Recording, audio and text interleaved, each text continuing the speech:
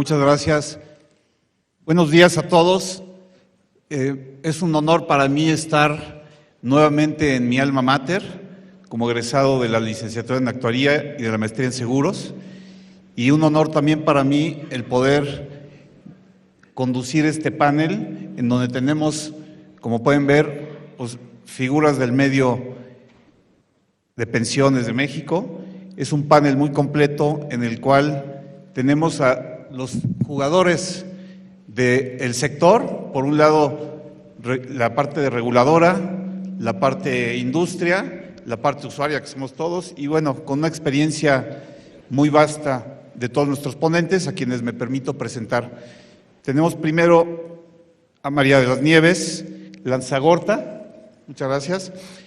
Es licenciada en Economía por el ITAM, cuenta con estudios de maestría en Políticas Públicas comparadas por la Facultad Latinoamericana de Ciencias Sociales y se ha desempeñado en diversas instituciones con especialidad en la atención a comunicación y educación financiera, en particular para Amafore, en donde actualmente es vicepresidenta de vinculación y anteriormente para la Comisión Nacional Bancaria y de Valores y el Banco Nacional de Comercio Exterior.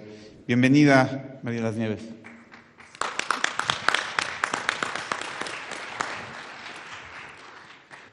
Presento al maestro Edgar Díaz Garcilaso. Es licenciado en Economía por la UNAM, maestro en Desarrollo Económico y Análisis de Política Económica de la Universidad de Southampton. Adicional, ha tenido una diversidad de cursos y diplomados con temas financieros y de inversiones. En su experiencia laboral cuenta con más de 20 años dentro del sector público, en diferentes cargos. Ha sido asesor en materia económica y financiera de la Cámara de Diputados, en la Comisión de Presupuesto y Cuenta Pública y de Hacienda y Crédito Público. Fue director también de estudios macroeconómicos y sectoriales del Centro de Estudios de las Finanzas Públicas de la Cámara de Diputados. Fue tesorero general del ISSSTE y fue jefe de servicios de ingresos en el Fondo de Vivienda en el FOBISSSTE. Y ocupa el cargo de vocal ejecutivo de Pensioniste. Y bueno, un placer también, Edgar, que estés con nosotros.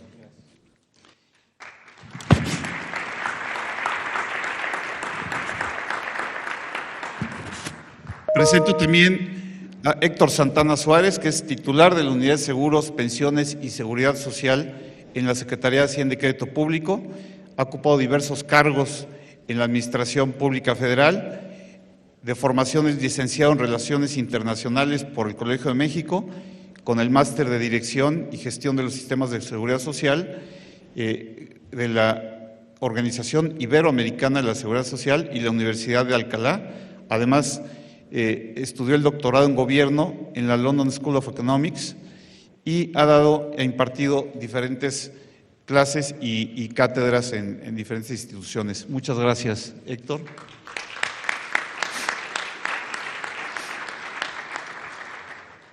Y presento también a Pedro Ordorica, que él es licenciado en Derecho por la Escuela Libre de Derecho, y ha tenido una trayectoria muy importante en el sector de pensiones en México. Fue vicepresidente jurídico de la CONSAR, fue presidente también de la CONSAR, actualmente está en Pensiones Banorte, y bueno, tiene entre sus particularidades la experiencia de haber sido pues, gran parte de la redacción de la ley del ISSSTE, la nueva ley del ISSSTE, y de gran parte de la ley del IMSS, de las modificaciones que hubo, la ley del Seguro Social, pero no del IMSS. Él fue el autor intelectual. Muy bien, muchas gracias, Pedro, por estar con nosotros.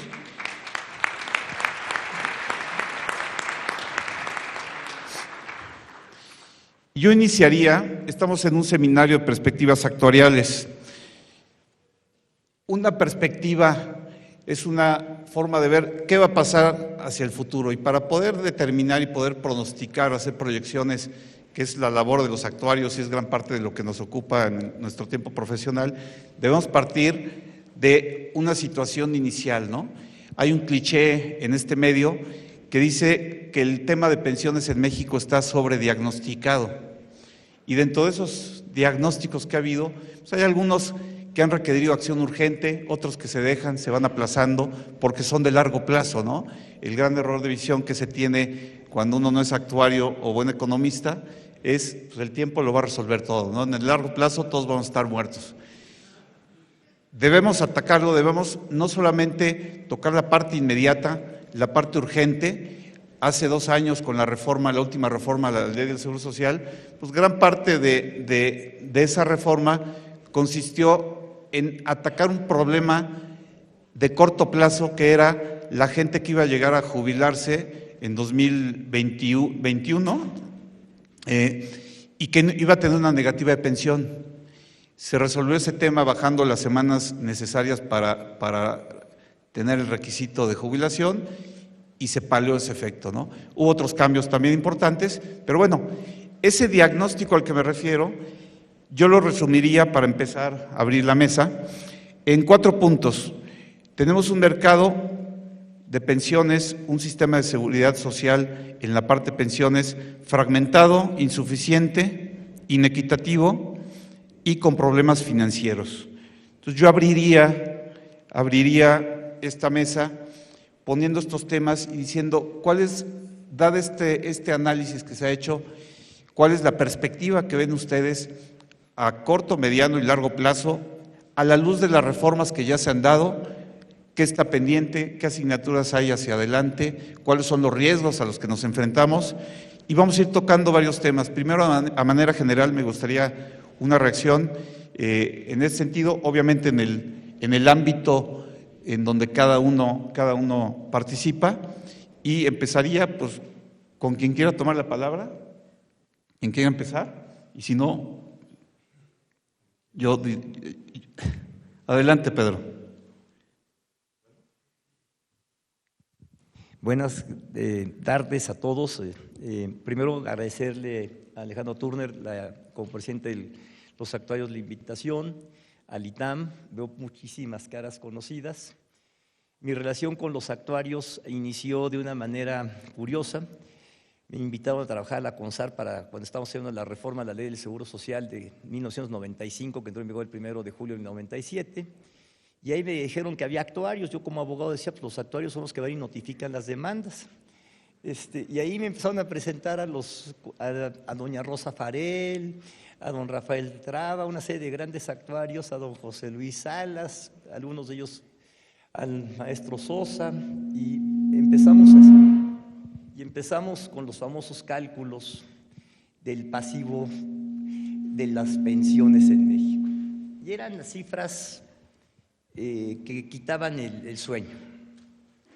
Y a partir de ahí se creó un registro en la Ley de los Temas de Ahorro Retiro de los actuarios.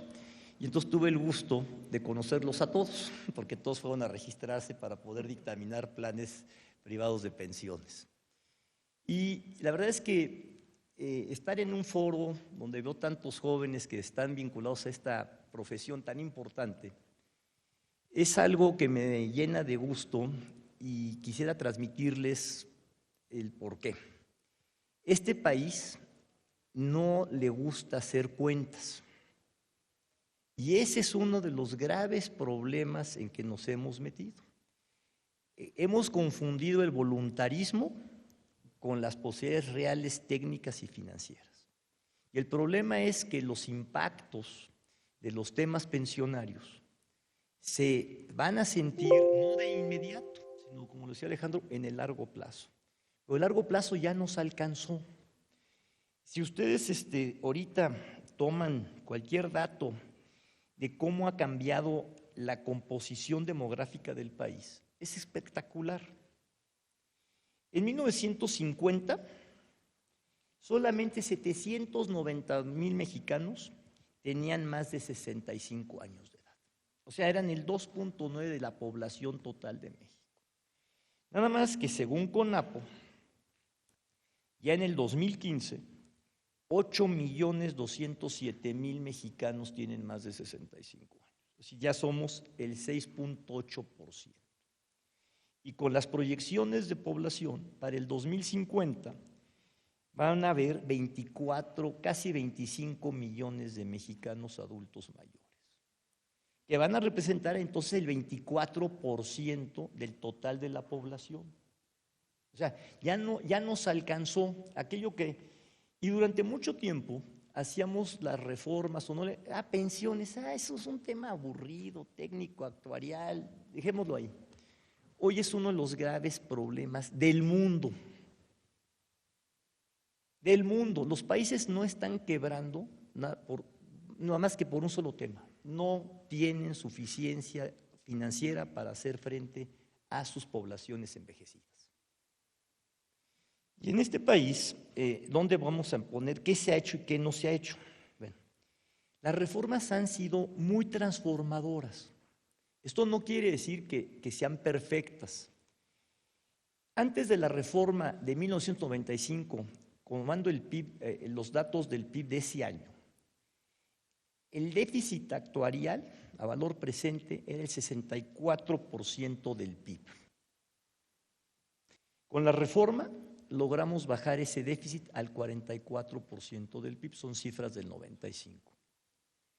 En el ISSSTE, la cosa, en cifras del 2012, el déficit de los pensionados del ISSSTE representaba el 45% del PIB nacional. Con la reforma se bajó al 23%. Y así hay otros sistemas que se han reformado, como es el plan privado de los trabajadores del Instituto Mexicano de Seguro Social, conocido como el RJP, y de algunas paraestatales. Es decir, las reformas sí han dado frutos. Y estos frutos han sido darle viabilidad al país en el mediano y largo plazo para que no quiebre. Obviamente ha habido otros grandes problemas. En esta administración, la reforma del 2020 fue una reforma muy afortunada, muy bien estructurada. Atacó, además del problema señalado por Alejandro, uno muy grave. Cuando dicen es que las pensiones en México son bajas, pues sí, aportamos el 6.5% del salario. Con la reforma de esta administración se aumentó considerablemente la aportación al seguro de retiro centenaria avanzada de la ley de los trabajadores del IMSS, para llegar a pensar el 15% del total de la aportación, lo cual va a mejorar las tasas de reemplazo de una manera muy significativa. Fue una reforma. También se fue una reforma con equidad. Se bajaron las semanas de cotización requeridas para acceder a la pensión mínima garantizada, que por cierto no se llama mínima garantizada en la ley, pero siempre le hemos dicho mínima garantizada, y la ley nada más se llama pensión garantizada, pero bueno, ya todo el mundo la conoce así. Y la pensión garantizada se mejoró. Antes era una cantidad fija y a partir de la reforma es por unos parámetros que mejora el monto que alcanza el trabajador de acuerdo a sus semanas cotizadas. Lo cual también es justo, porque no es lo mismo que le toque la misma pensión a quien cotizó, como estaba la anterior ley, 1.250 semanas que cotizó 2.000. Entonces, la reforma fue una reforma buena, justa, estructurada, que resolvió problemas que están ahí. Y en ese sentido yo soy una persona que diría que si seguimos por ese camino, vamos a seguir atacando problemas. ¿Qué problemas nos faltan? Los enuncio. 60 y tantos sistemas pensionarios fraccionados entre estados, municipios y universidades públicas. Eso hay que arreglar. Tenemos que tender a un sistema nacional de pensiones. Segundo problema, en el caso de la ley del ISSSTE, tenemos que homologarla a la ley del IMSS. En la ley del ISSSTE, los trabajadores cotizan con un tope hasta de 10 veces el salario mínimo o las sumas, mientras que en el IMSS se cotiza hasta 25 veces. Habrá que buscar homologar a 25 el tope de cotización de los trabajadores al servicio del Estado, por equidad con los trabajadores del apartado A. ¿Qué otra cosa tenemos que homologar? En la ley del ISSSTE no se cambió aún todavía la mínima garantizada, ni se ha establecido el bajo a las semanas de cotización. Entonces, tareas inmediatas, homologar ya definitivamente ley IMSS, ley ISSSTE. Tareas de largo plazo, crear el Sistema Nacional de Pensiones. Yo con eso… Gracias Pedro. Y ahora que sacas este tema, y dado que estamos en un seminario de perspectivas actuariales, Las perspectivas pueden ser entendidas en varios sentidos, depende quién quiera ver esa visión hacia el futuro. Están por un lado, aquí tenemos muchos alumnos que en algún momento van a jubilarse y quieren saber cuáles son sus perspectivas en materia de pensiones. ¿Van a recibir una pensión menor, mayor a la que se tenía antes? ¿Cómo está el tema? Y la perspectiva de las finanzas públicas. ¿Va a haber capacidad para pagar? ¿Va a haber cobertura suficiente? Y esto me lleva, Héctor, a preguntarte, desde el punto de vista del regulador, ¿cómo se ve esto cara a las finanzas públicas? Decíamos que ya dijo Pedro, mencionó creo que 65 sistemas de pensiones. Yo creo que si le sumamos municipios hay más de 1,000 fragmentados, la mayoría de ellos sin fondos suficientes para afrontar los compromisos. Y además, también tema regulatorio, vemos que a veces se dan medidas que van hacia atrás, ¿no? Cuando ha habido reformas en algunas instituciones públicas, por decisión política, se eliminan esas reformas y se cae en un problema de déficit que de alguna manera se había arreglado o paliado. En ese sentido, ¿cuál es la visión del regulador? Héctor, si nos puedes comentar, muchísimas gracias. Sí. Buenos días a todos, muchas gracias por la invitación a este seminario. La verdad es que sí considero una gran oportunidad compartir esta reunión con gente y actores que durante 25 años han tenido un rol muy importante en construir lo que hoy tenemos. Con todas las insuficiencias que podemos reconocer, sabemos que las reformas que se hicieron en 1997 y en el caso del ISSSTE un decenio después, se tuvieron también que hacer por un reconocimiento de una realidad objetiva, que era la incapacidad del gobierno del federal y en general del Estado mexicano de asumir los compromisos bajo el esquema en que se venía trabajando. Motivado fundamentalmente, creo yo, por dos razones, aunque claro, eso también puede debatirse, que tiene que ver, por un lado, con el éxito de algunas de las políticas que elevaron la esperanza de vida de los mexicanos, que eso no se calculó así en el diseño original del sistema de reparto, ¿no? La sobrevida que tuvimos cada vez mayor, y que hace que hoy en promedio las pensiones tengan una vida, después de que la gente se retira, de más de 13 años, y hay que sumar luego alrededor de 8 años y medio para aquellas personas que enviudan y reciben la transferencia de derechos. Entonces, es un diseño distinto pensar en un producto, en un servicio, con crear las condiciones que garanticen el ejercicio de un derecho por 25 años con los niveles de cotización que tenemos ahora. Coincido con la necesidad de seguir avanzando en una homologación, pero antes solamente quiero decir, sí tenemos muy claro que este modelo del sistema ahorro para el retiro, que se ha consolidado a lo largo de 25 años, pues por supuesto que es una alternativa a algo que necesitaba un ajuste importante. Sigue habiendo insuficiencias, hay una estrategia muy clara. Yo creo que la definición de 2020 finalmente ratificó la idea de que el sistema para el retiro es relevante para seguir construyendo bienestar para los mexicanos.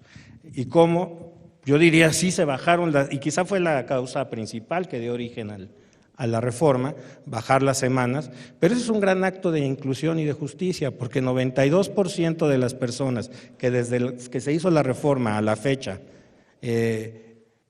han recibido pensión, no la hubieran recibido bajo el esquema legal previo. Y eso me parece que es un ejercicio importante en un país donde más de la mitad de los mexicanos no tienen un acceso claro a la seguridad social. Y ahí me voy a salir un momento del tema SAR, porque creo que hoy enfrentamos además otro hecho importante que también, sobre todo estando con actuarios, es indispensable cuantificar, modelar, establecer las estrategias de financiamiento. Coincido con Pedro Rorica en que tenemos que ir hacia un sistema nacional de pensiones, y una de las características de un sistema nacional es que estén todos los mexicanos y todas las mexicanas.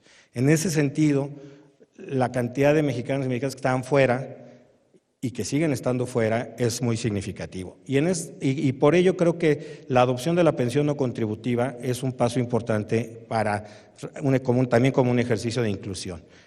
Ahora el reto es mayúsculo. ¿Cómo lo operamos de la manera más eficiente posible? ¿Cuál es el nivel adecuado de dicha pensión para que cumpla el propósito fundamental de brindar justicia, de ser un piso de protección social, pero que no se convierta ni en una distorsión y sobre todo tenemos que crear las condiciones para su financiamiento de largo plazo, porque en seguridad social, en pensiones, si no se piensa en 40, 50 años, francamente no se está resolviendo ningún problema. Y entonces, hoy tenemos algunos instrumentos avanzando hacia la inclusión en la ruta de fortalecer al sistema. Y también creo que se hablaba de la reforma del Seguro Social. Para mí la contribución más importante está justamente en elevar entre este año y 2030 a 15% la contribución que van a hacer patrones y trabajadores y en los deciles de menor ingreso del gobierno federal, precisamente para que haya los recursos para una mejor tasa de reemplazo. Coincido en que necesitamos resolver los temas en estados, en universidades. No es fácil porque además hay un tema de competencias en el marco del federalismo. No es fácil porque nadie quiere asumir los costos políticos de decisiones inmediatas en los estados. Entonces hacen reestructuras. Algunos sí, creo que algunas universidades han iniciado un proceso de mejora y de perfeccionamiento de sus sistemas, buscando alternativas. Se hablaba también de los ejercicios que se han estado haciendo en varios de los sistemas adicionales al del IMSS y el ISSSTE en gobierno federal. Pues es lo deseable, creemos nosotros, es ir consolidando eso y buscar mecanismos. Quizá no la gran solución que de un solo plumazo lo resuelva, porque no tenemos hoy los recursos como sociedad invertidos para ello. El costo de cualquiera de estas reformas es muy grande. Yo creo que es necesario tener en cuenta que hoy, por ejemplo, el trabajador del Estado contribuye más que el trabajador del sector privado para su pensión. Entonces, en ese sentido, el tope de pensión tiene relevancia. Sin embargo, también hay que decir que el levantamiento del tope, si bien es un acto de justicia, en ese sentido de que un maestro, independientemente de si cotiza al IMSS o cotiza al ISSSTE, el día de su retiro, si hace un trabajo similar, pues debe haber tenido derecho a una pensión aproximadamente comparable, pues igual o comparable, ¿no? Eso creo que es un objetivo de política pública muy claro. Y ese es el otro asunto fundamental. Yo creo que está muy claro lo que tenemos que estar haciendo. Lo que no está fácil es diseñar los instrumentos y poder crear los debates. Yo creo que uno de los temas que a mí me preocupan es que en México no tenemos la fortaleza, la intensidad del debate que la gravedad del tema lo requiere. Y yo no sé si estemos sobrediagnosticados, a lo mejor sí. Yo creo que no necesariamente. Cuando empezamos a ver los problemas de densidad de cotizaciones, de pensiones desiguales en función del género, la falta de flexibilidad ante las rigideces en la portabilidad de derechos, todos estos retos que enfrenta el sistema en su conjunto y que los enfrenta sobre todo ahora en el SAR, y que hay que seguir mejorándolos. Otra medida que es importante, porque creo que fue una buena medida, es la adopción de las CIEFORE generacionales también en esta administración, que permite distribuir el riesgo de mejor manera. Uno que los compañeros de Mafore quizá no esté de acuerdo, Nieves, es la reducción de comisiones, ¿no? Ahí hay una amplia discusión. Nosotros pensamos que el corazón de la actividad de la industria de las Afore debe ir hacia las inversiones, y ahí es donde tendríamos que estar buscando el mayor esfuerzo para generar ingresos y que las Afore puedan realizar sus actividades. Entonces, en realidad sí hay muchos temas, incluso lo he comentado en algunas reuniones que me han invitado en el Colegio de Actuarios, veo algunas caras conocidas, me da mucho gusto, y lo que quisiera yo insistir es eso, coincido, el tema de los estados es un tema que requiere un análisis puntual ya, y yo diría inaplazable. Solamente que no tenemos suficientes actuarios expertos en pensiones, y me van a disculpar, pero es la realidad. Les doy dos indicadores subjetivos y no necesariamente de alcance universal. Hay 264 actuarios registrados ante la Comisión Nacional. 12 están en temas relacionados con pensiones.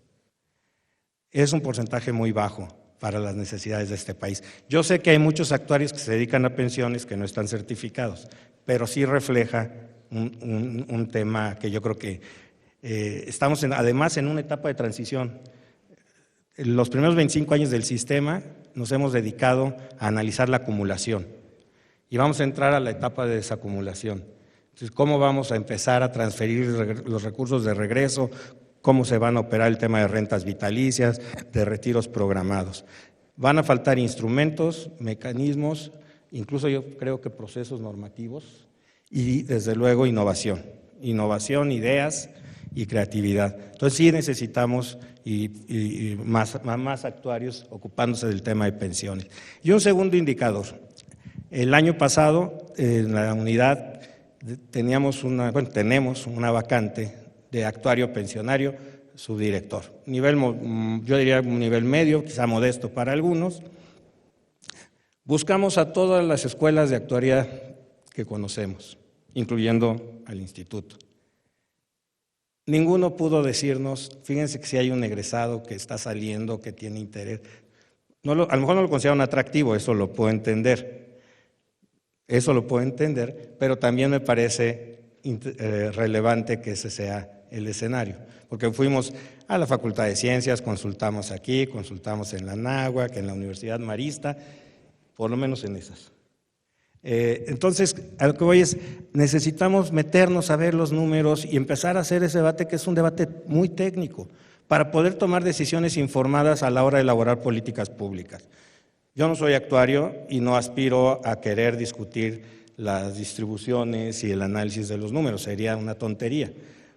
Pero sí tenemos en México espléndidos actuarios, pero necesitamos más. Y sobre todo necesitamos crear escenarios para cómo vamos a construir, cómo vamos a enfrentar estas realidades en muchos estados, sobre todo en las universidades. Hay universidades que el tamaño del déficit pensionario que enfrentan verdaderamente va a poner en riesgo el ejercicio de los derechos de los trabajadores que trabajan en esas instituciones. Y no falta demasiado tiempo, ¿no? Nosotros estamos sensibilizando, hablamos con las secretarías de finanzas de los estados, hemos estado tratando de construir esos mecanismos.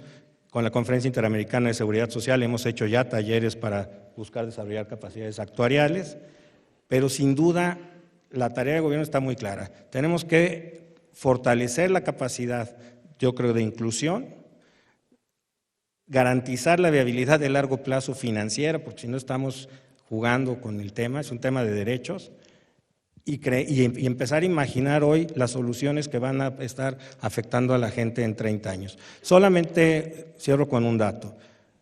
La población cerrada que hoy está en el sistema de pensiones previo a las reformas, se recibió este año o va a recibir este año el equivalente a 1.3 billones de pesos.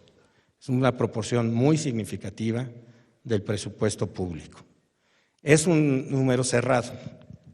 Hoy, a partir del año 2042, tendremos que esperar que empezará a bajar esa erogación, pero se va a ver contrarrestado el efecto de ahorro o de baja en la velocidad del crecimiento de la erogación para pensiones por el crecimiento en el costo de lo que va a significar cumplir con las obligaciones derivadas de la pensión no contributiva. Entonces, todo esto hace que este tema debamos fortalecerlo de manera significativa. Muchas gracias. Gracias, Héctor. Muy interesante la visión que comentas respecto al déficit de actuarios en pensiones, por ejemplo, la visión que tú tienes desde tu campo. Y aquí hay mucha gente que está conectada virtualmente, nos está oyendo muchos estudiantes, mucha gente, la que está presente. Hay cerca en México, 12,000 cédulas de actuarios, 12,000 actuarios con cédula profesional. Y actualmente hay, números más, números menos, 10,000 estudiantes en diferentes escuelas de actuaría en México. Entonces, allí hay un campo interesante en las pensiones. tenemos la estructura para poder certificar actuarios en pensiones a través del Colegio Nacional de Actuarios, la MAC, la AMA, etcétera. Entonces, qué buen comentario para que la gente y sobre todo los estudiantes vean esa línea de acción profesional que pueden tener. Mencionaste también la parte de las comisiones. Tenemos de este lado, casualmente se sentaron juntos, la parte de la industria, el tema de las AFORES, pues abarca una parte muy importante ya del sistema pensionario en México. No es todo lo que hay muchos esquemas de beneficio definido donde no hay cuentas individuales, pero todo nos hace, toda la perspectiva que tenemos es que muchos de estos esquemas de beneficio definido van a ir cambiando hacia esquemas de contribución definida, o híbridos más bien, porque las AFORES incluso es un esquema híbrido, ¿no? O la Ley del Seguro Social a través del sistema de cuentas individuales es un sistema híbrido con un componente muy importante en la parte de contribución definida, porque la mayor parte de la gente va a recibir una pensión garantizada que obedece a ese componente, ¿no? ¿Cuál sería la visión del sector en este sentido? Hay muchos retos que estamos enfrentando en este periodo por el que estamos pasando y que siguen vislumbrando altas tasas de inflación, la parte de los rendimientos, las inversiones, las minusvalías que ha habido.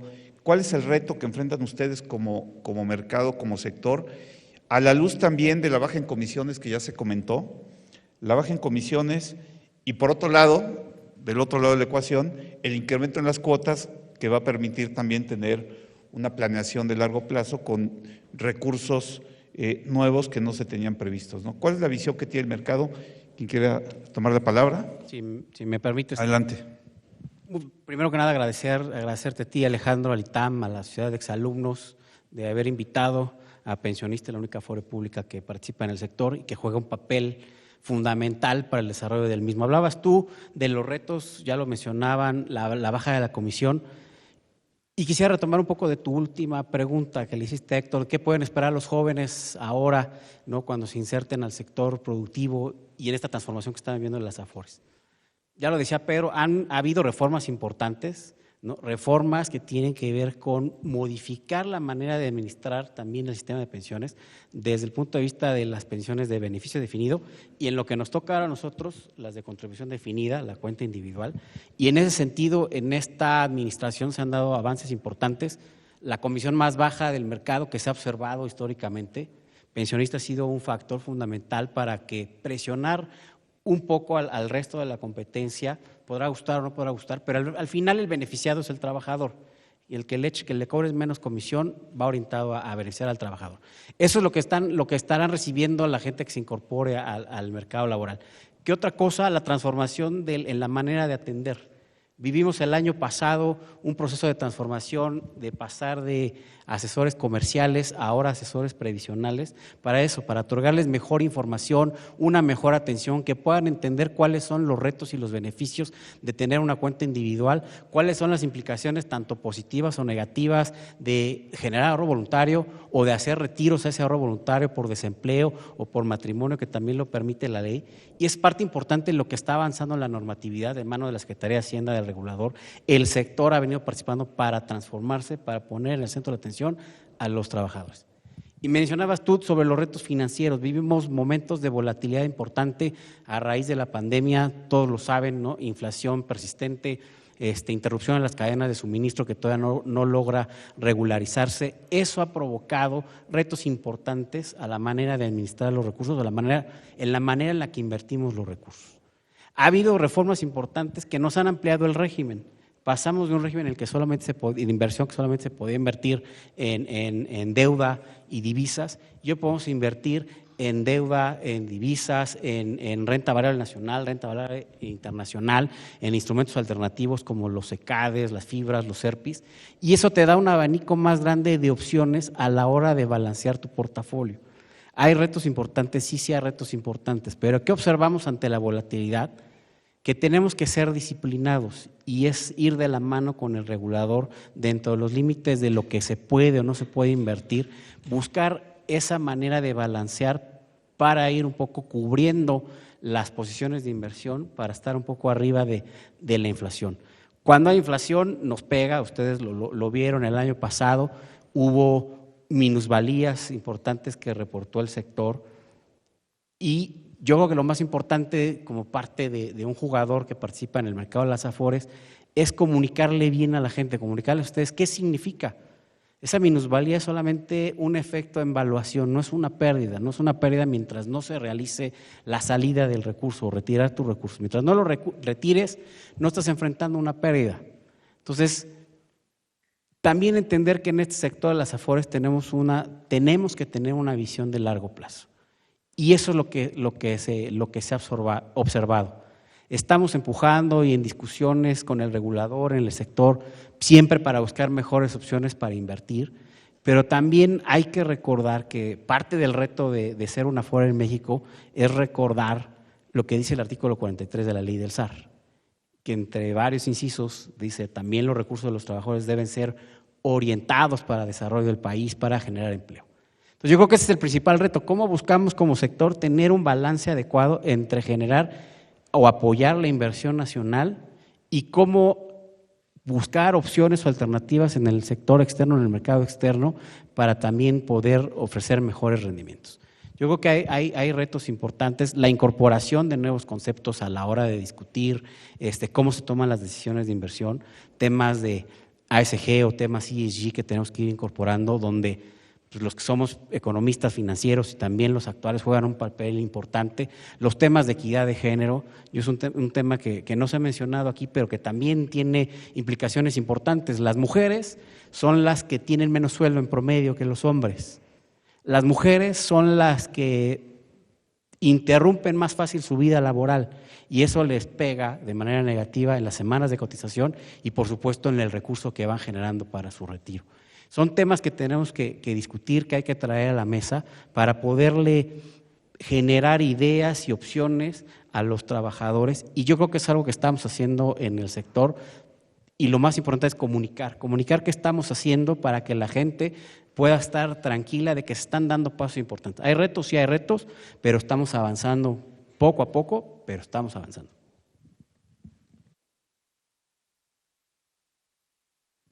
Sí, muchas gracias. Gracias, Alejandro.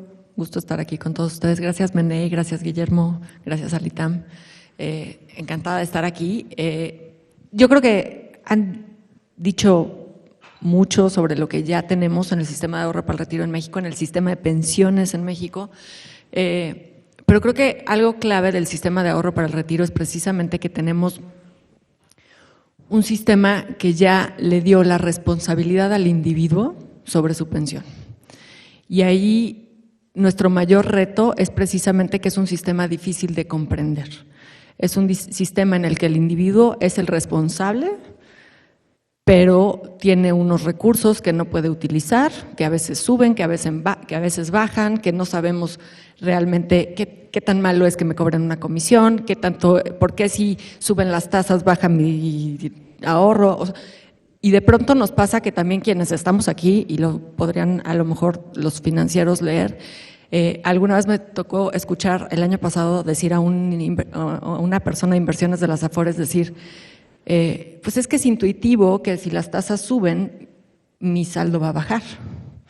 Y yo dije, pues era intuitivo para ti, porque la gente que no está metida en el mercado de valores, que no está en los mercados financieros, por supuesto que dice, pues si las tasas están subiendo, a mí me tienen que pagar más por mi dinero, o sea, no entiendo por qué no.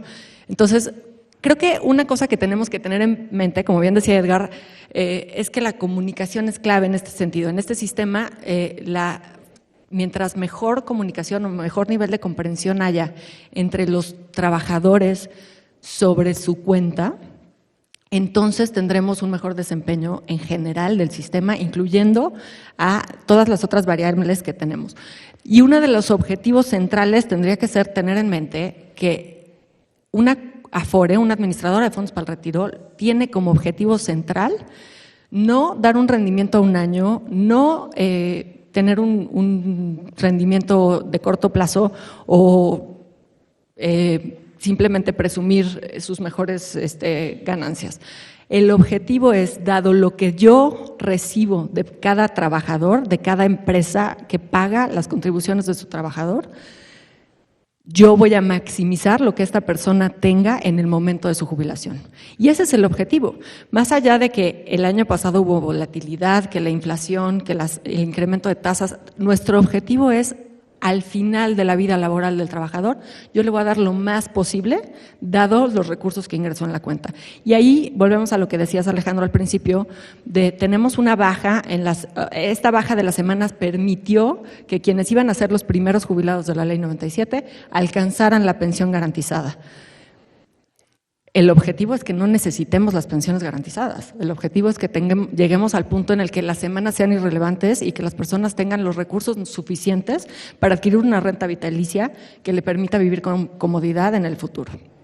Entonces, ahí es a mí donde me gusta ahí hablar de que el mercado de seguros y el mercado de pensiones, que muchas veces se tratan como sustitutos, en particular en afores y seguros de retiro, son complementarios. Yo creo que tenemos que hablar de complementariedad tanto en la etapa de acumulación como en la etapa de desacumulación. Tenemos que encontrar esquemas en los que se hablen mejor el sistema de ahorro para el retiro con el sistema de seguros, con el sector asegurador, para que encontremos soluciones creativas que nos permitan complementar. Uno de los problemas, por ejemplo, de la comprensión y en esta etapa de acumulación, creo que es bien importante es que a mí me dijeron que la Afore no me va a alcanzar, porque llevamos en este sobrediagnóstico diciendo la Afore no te va a alcanzar, llevamos 20 años diciendo que la Afore no te va a alcanzar. Y la razón, ahorrábamos 6,5% los que ahorrábamos, ¿no? Pero uno de los grandes beneficios es que hoy tenemos 70 millones de cuentas. La mayor parte de la gente, aunque no esté trabajando en el sector formal, de una u otra forma tiene el acceso a la cuenta y tiene la posibilidad de hacer estas aportaciones. ¿Qué te da la Afore? La Afore te da la flexibilidad de, yo puedo escoger quién quiero que la administre, puedo escoger si quiero que la administre el sector público, quiero que lo administre el sector privado o incluso una mezcla. Tenemos alternativas, tenemos profundidad en el mercado, tenemos muchísima transparencia en los rendimientos, en cómo se invierten los recursos, muchísima.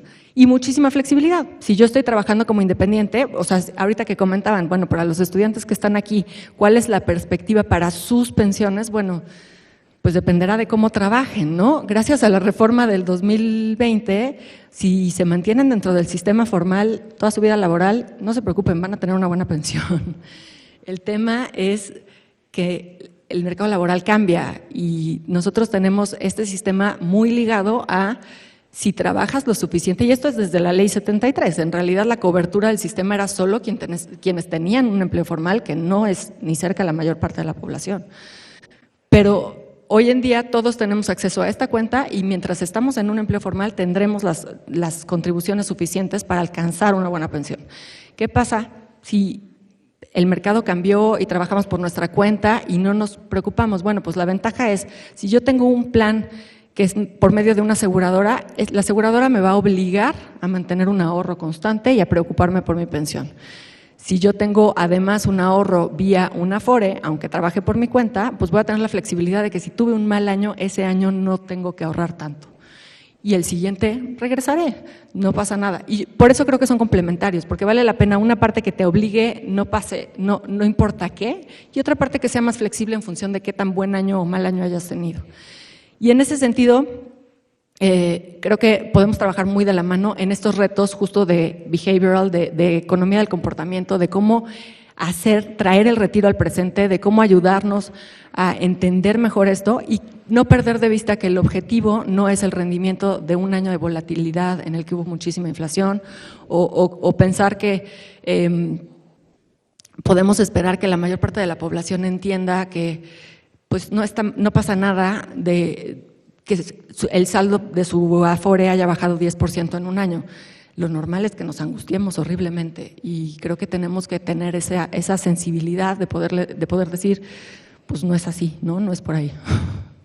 Claro, importante esto que mencionas y lo que menciona Edgar, cuando dices la minusvalía no significa pérdida, por ejemplo.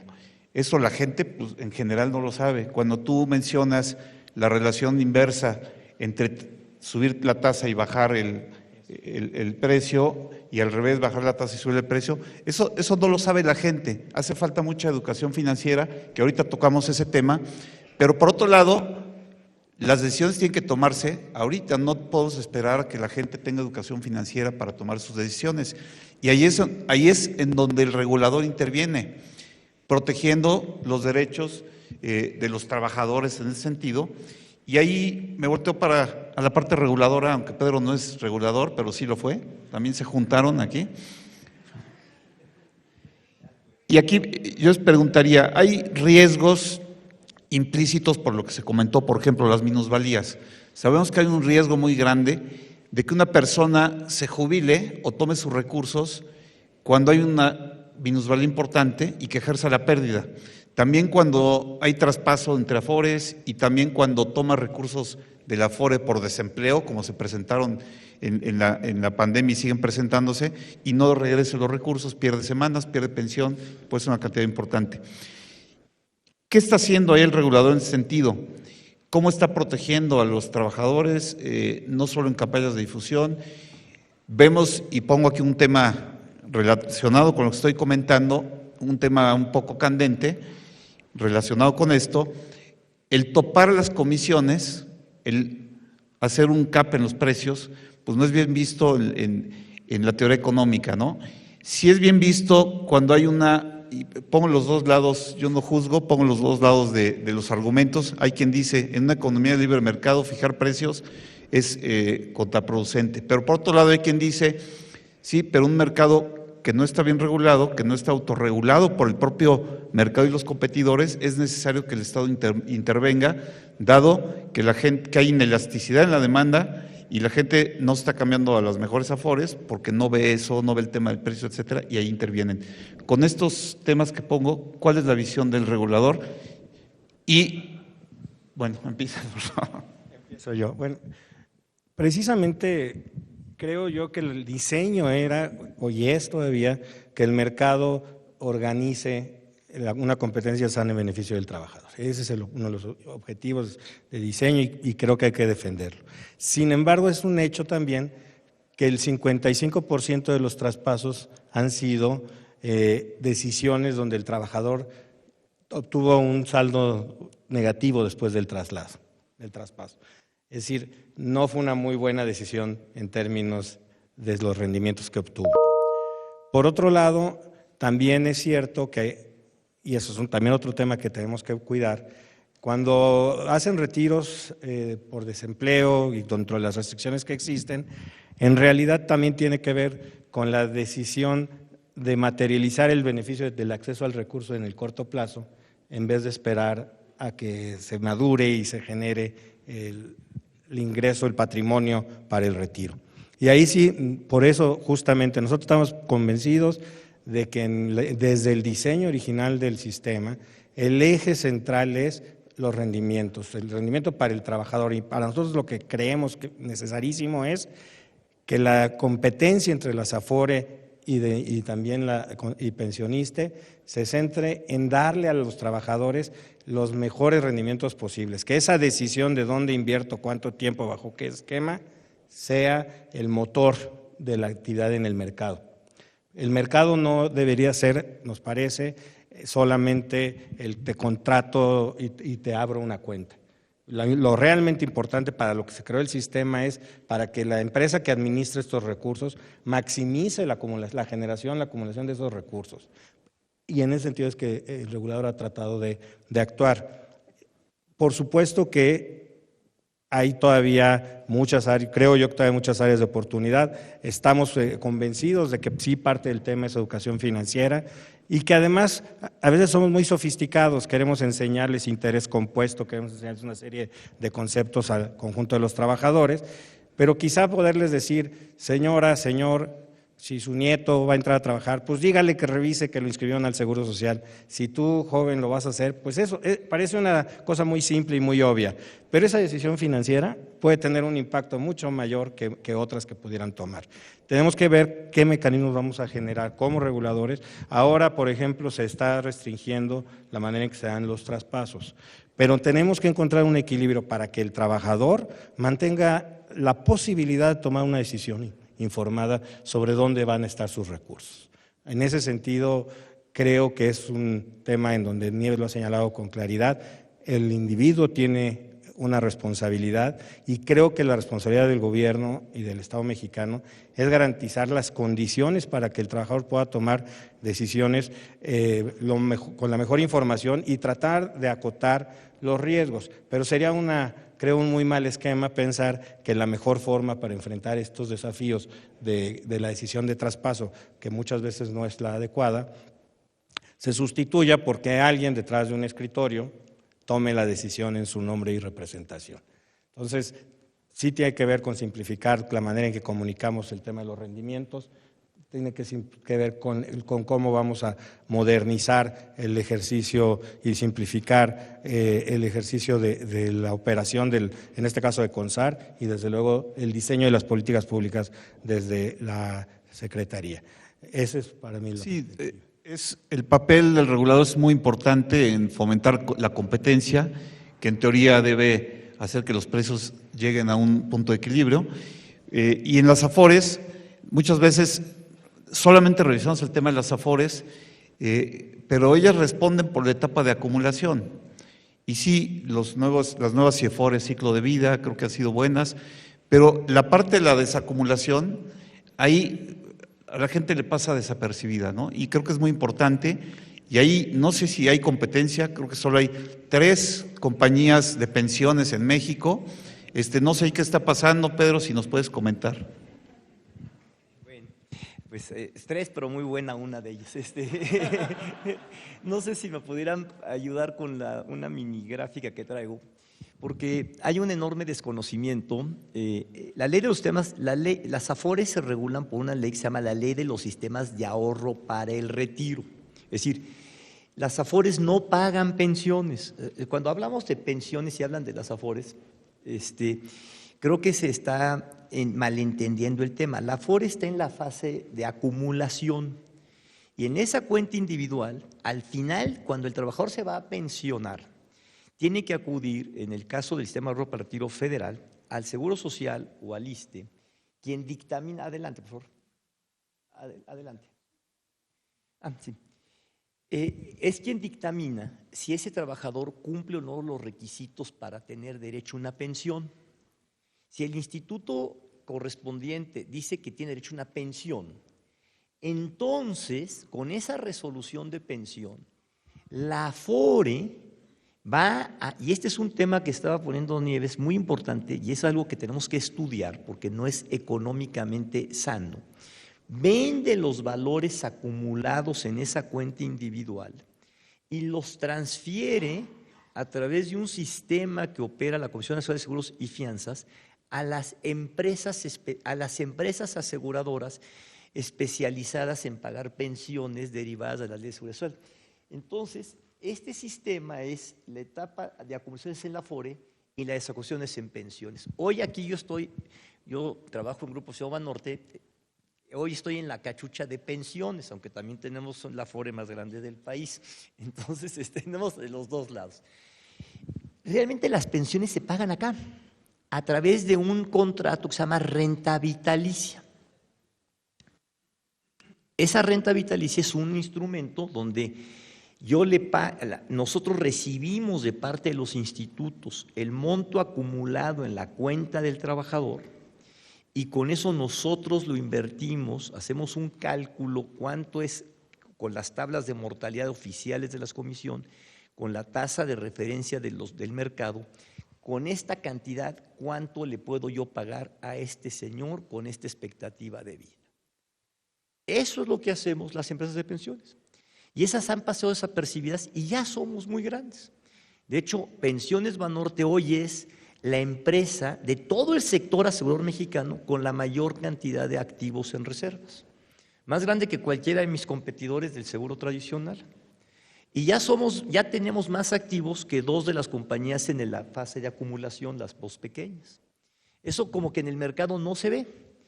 Y donde también hay enormes retos es en la parte de esa acumulación.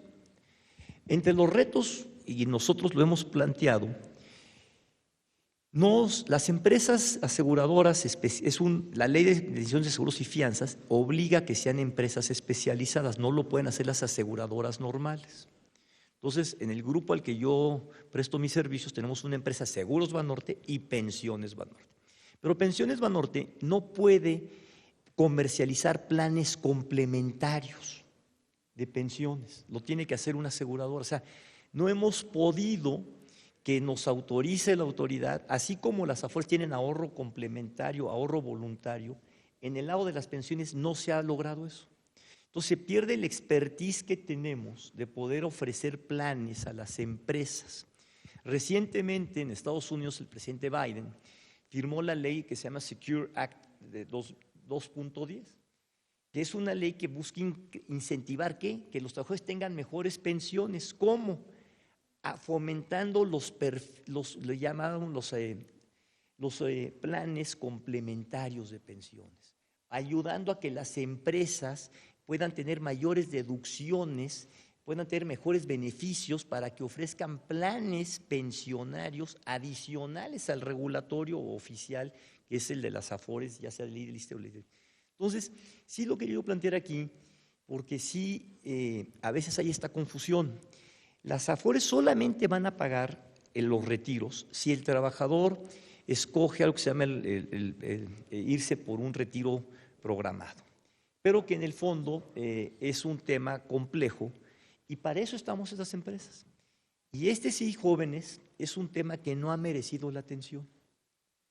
Y el monto total de la pensión, o sea, se va a determinar por lo que las pensionadoras podamos pagar conforme a la regulación de la Comisión Nacional de Seguros y Fianzas, no de la CONSAR.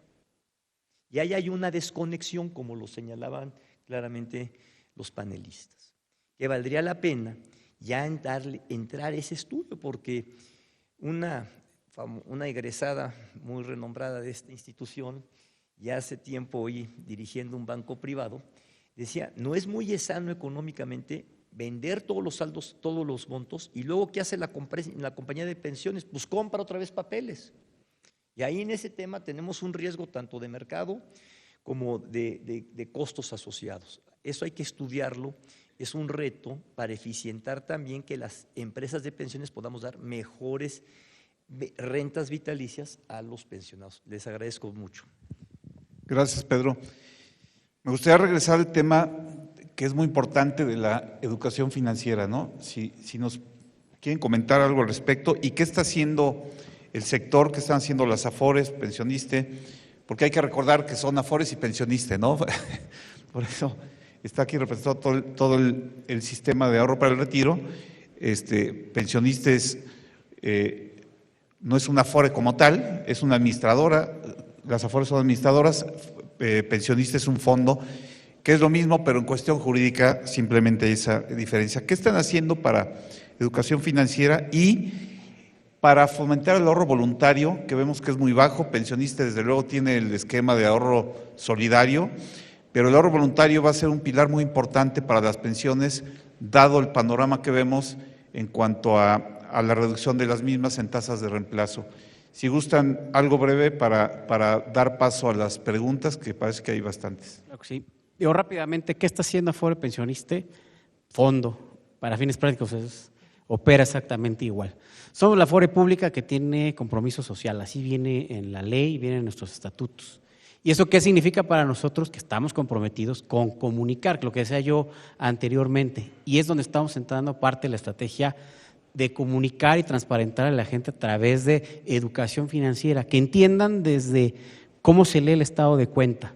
Para eso estamos generando comunicación, flyers, videos, webinars, estamos a disposición de ustedes en los centros de atención y el equipo que se ha capacitado ahora bajo la nueva figura de asesores previsionales es lo que estamos buscando que cumpla como objetivo a partir del 1 de enero de este año que entró en vigor, que podamos transmitir información a la gente, que le podamos a través de herramientas, tenemos nosotros una calculadora financiera donde puedes meter datos ficticios y ves más o menos cuánto te puedes llevar al final de recurso, o metiendo tus datos personales, sí, con tu CURP, con tu RFC, sale tu saldo, cuánto tienes, te decimos cuánto recurso te vas a llevar. Te vas a llevar. ¿Y qué hacemos con eso? Para que veas cuál va a ser al final tu tasa de reemplazo. Y entonces ahí introducir el concepto tan importante que se ha hablado aquí, que es el del ahorro voluntario. Y en eso hemos insistido mucho yo en todos los foros donde he estado, es la única manera efectiva de tener un impacto positivo en la tasa de reemplazo se llama ahorro voluntario. Decías bien, en el caso de los trabajadores de gobierno tienen ahorro solidario, bueno, es una parte importante que ayuda a Afore Pensionista, no es únicamente para los trabajadores de gobierno, es para trabajadores también del sector privado y para los independientes, y por eso apostamos mucho en este tema del ahorro voluntario. Y tratamos de explicarle a la gente y sobre todo a los jóvenes, seguro todos aquí tienen en su celular, en su iPad, en su compu, en su casa, streaming, ¿no? Para ver películas, para escuchar música, y explicarle cómo esos pequeños gastos que le llamamos gasto vampiro, te cuesta, súmale todas las plataformas que traes, llegas a traer hasta 1,000 pesos mensuales de gasto. Tratamos de transmitirles que si ya logras reducir ese gasto, el del café, el de las plataformas de streaming y otros gastos, y eso se lo destinas a tu ahorro voluntario, el efecto positivo va a ser mayor. Y eso lo mostramos a través de la herramienta de la calculadora. Por eso insistimos mucho, y lo más importante del ahorro voluntario es, no solamente porque hoy nos escuchan, que platicamos y decimos ahorro voluntario, ya salimos corriendo a hacer el ahorro voluntario a través de la Afore Móvil o de las redes comerciales, en las tiendas de conveniencia, que también se puede. Y ya digo, bueno, hoy me motivé y hoy le deposito 1,000 pesos a mi cuenta. No, lo que tratamos de insistir es que lo más importante es que ese ahorro voluntario sea domiciliado, que lo hagas permanente, así como traes permanente estos gastos que te mencionaba yo, gastos vampiro, pequeños gastos, si tú lo haces permanente y lo haces ya un hábito, no lo vas a sentir tanto en tu bolsillo, y es lo que tratamos de transmitir. Y para nosotros es lo más importante, poner en el centro de la atención al trabajador, que entienda para qué son sus recursos, que entienda que si retira de su cuenta tiene un efecto negativo. A las mujeres, que son las que a veces tienen que renunciar al trabajo por atender a los hijos, por cuidar a un familiar, explicarle que cuando eso pasa pierden semanas de cotización, y buscarles y orientarlas a que busquen un esquema que les permita tener aportaciones voluntarias. Y son temas que se tienen que poner en la mesa y en la discusión para que el regulador nos genere herramientas que les permitan seguir contribuyendo con estos recursos que ya mencionaba Pedro de acumulación, para que al final tengan una buena pensión. Muy bien, buenos consejos, y aquí hay muchos jóvenes oyendo, tomen en cuenta eso, aunque quiebren la cafetería del ITAM, destinen más dinero a su ahorro para el retiro. ¿Cómo estamos en tiempo? ¿Ya? Sí. Adelante, Nieves, si quieres por último. Un minutito rápido nada más para platicar justo lo que estamos haciendo desde el gremio. Creo que este año tenemos un proyecto muy interesante de dar a conocer la reforma que se llevó a cabo en 2020. La reforma que se llevó a cabo en el 2020, creemos, es la reforma de mayor impacto social que se ha hecho en esta administración, probablemente, y que nos involucra a todos en muchos niveles. Entonces, la idea es trabajar junto con el gobierno, con los reguladores, con las empresas, para dar a conocer a cada uno de los empleados, de los trabajadores de las empresas que tienen esta prestación, que esta prestación forma parte de su patrimonio y que tienen más dinero del que piensan. Y eso es nuestra clave de educación financiera para el futuro cercano. Muchas gracias, Nieves. Pues, David. Pues nada más agradecer a nuestro distinguido panel por esta participación, muchísimas gracias. El equipo de Exitam les va a entregar un reconocimiento y un pequeño obsequio, y pues muchísimas gracias por su participación. Despidamos con un fuerte aplauso, por favor, a nuestros panelistas. Ya no da tiempo. Gracias, Alejandro.